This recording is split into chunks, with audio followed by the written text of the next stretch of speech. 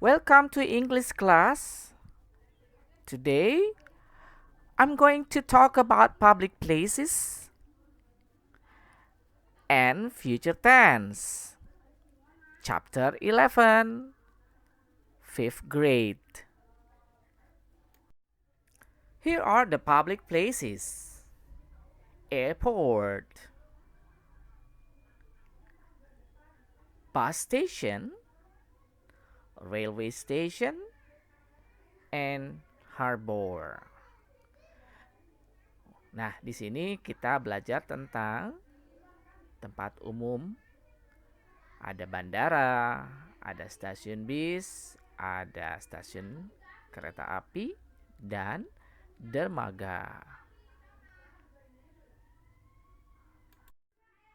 Next, still in public places, masih tentang tempat umum, school, hospital, library, and museum.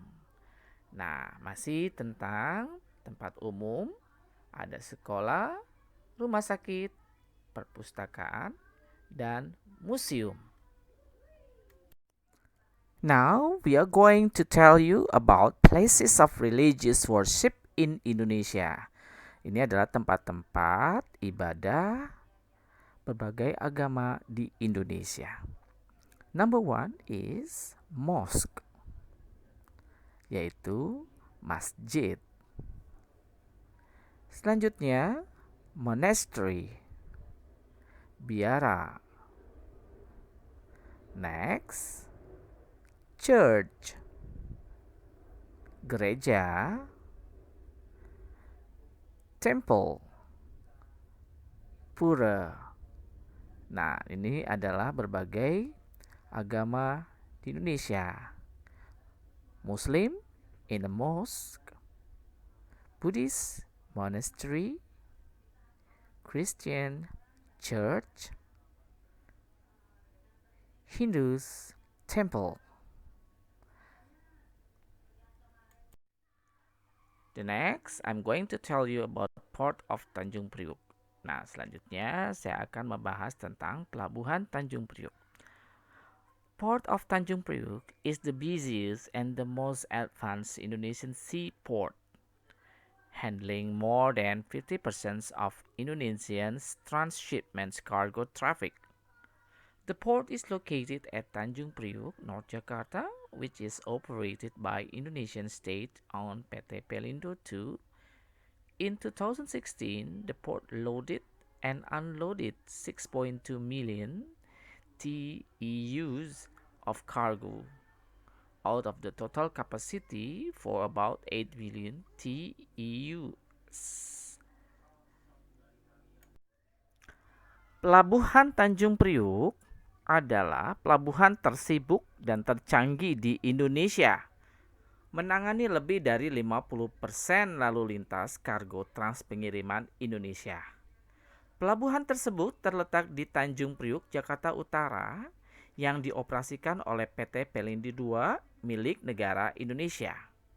Pada tahun 2016, pelabuhan memuat dan membongkar 6,2 juta TEU ke kargo dari total kapasitas sekitar 8 juta TEU. Nah, apa arti dari TEU ya? Nah, TEU adalah 20 foot equivalent unit.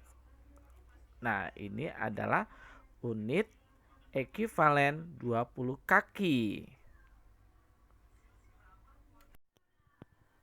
The next I'm going to tell you about simple future tense. Selanjutnya saya akan membahas tentang simple future. Apa itu simple future? Simple future is a sentence that is used to indicate events in the future. Nah, maknanya adalah kalimat yang digunakan untuk menunjukkan kegiatan atau kejadian di waktu mendatang. Nah, do you understand? Jadi bentuknya masa mendatang. Setelah kita tahu arti dari simple future tense, saya akan menjelaskan bagaimana pola kalimat simple future dalam kalimat positif. Subject ditambah will yang artinya akan atau mau. Jadi will berarti akan atau mau ditambah verb 1. Nah, kata kerjanya adalah ke 1. Ya, kata kerja bentuk pertama itu seperti go, drive, speak, itu adalah kata kerja bentuk pertama. Plus object. Bagaimana kalimat yang menggunakan to be going to? Yaitu subject plus is MR ditambah going to tambah verb 1 tambah object. Nah, arti dari will atau yang menggunakan to be is MR tambah going to memiliki makna yang sama, yaitu akan atau mau. Jadi, apabila kalian membentuk kalimat yang pertama yang menggunakan will ataupun yang menggunakan to be setelah itu going to, maknanya tetap sama karena memiliki makna yang sama, yaitu akan atau mau. Bagaimana contoh kalimatnya? Nah, saya akan berikan contoh kalimatnya. Erna will take the flight next Monday. Erna will take the flight next Monday. Erna sebagai subjek, will ditambah take yang artinya akan mengambil the flight penerbangan next Monday Senin selanjutnya. Jadi pola kalimatnya Erna will take the flight next Monday. Bagaimana yang menggunakan to be going to? Erna menambahkan is going to take sebagai kata kerja the flight next Monday. Kedua kalimat memiliki makna yang sama ya nak. Erna akan mengambil penerbangan minggu depan. Nah, setelah membuat kalimat yang positif, lalu bagaimana bentuk kalimat negatif? Nah, bentuk kalimat negatif polanya adalah subject ditambah will ditambah not ditambah verb 1 plus object. Jadi will not berarti tidak akan atau tidak mau. Nah, bagaimana yang menggunakan to be going to untuk membentuk kalimat negatif? Subject ditambah is MR ditambah not.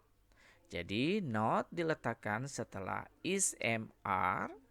Selanjutnya menambahkan going to ditambah verb 1 plus object. Nah, maknanya tetap sama ya nak ya.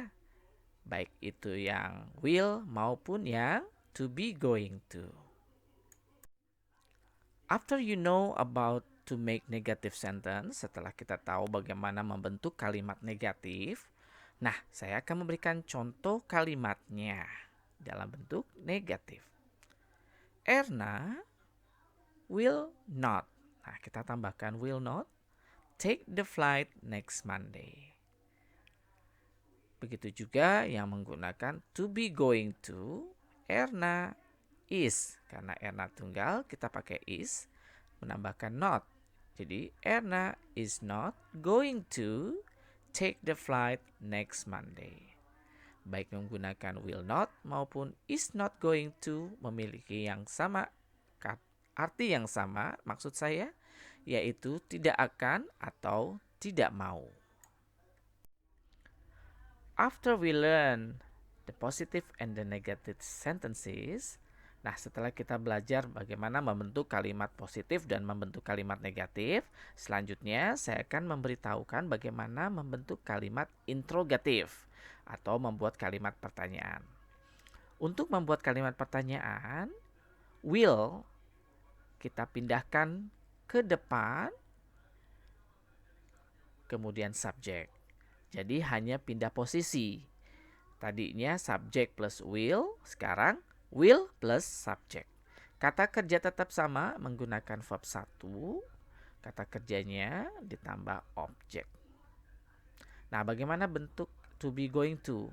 Nah, untuk to be going to adalah is MR. Nah, is MR ini diletakkan di awal kalimat, kemudian subjek, kemudian going to, ditambah verb 1, ditambah objek.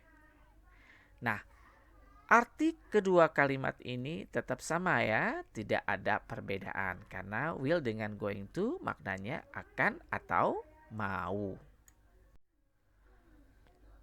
Nah, selanjutnya saya akan memberikan contoh kalimat dalam bentuk interrogatif. Contohnya adalah, will Erna take the flight next Monday? Nah, will kita letakkan di depannya. Jadi, will Erna take the flight next Monday?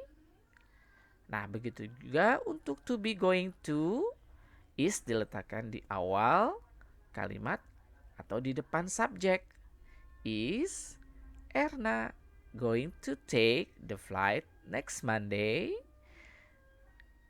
Nah, kalian sudah mengerti bagaimana membentuk kalimat positif, negatif, dan interrogatif. Selanjutnya saya akan berikan tugas atau latihan. Nah, kembali ke penugasan.